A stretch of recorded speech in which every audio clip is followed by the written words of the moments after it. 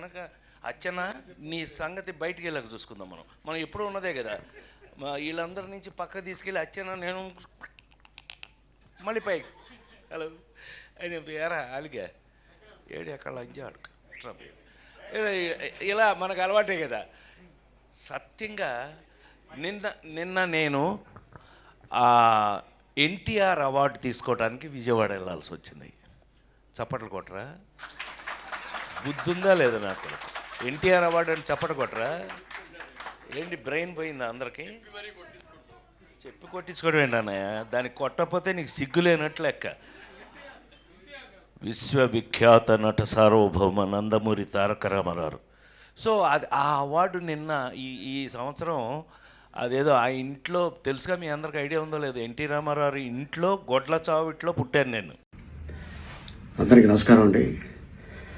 నిన్న కృష్ణారెడ్డి గారు పుట్టినరోజు సందర్భంగా ఈవెంట్లో అనుకోకుండా ఆయనకి మాట తుల్లింది అది సరదాగా అని.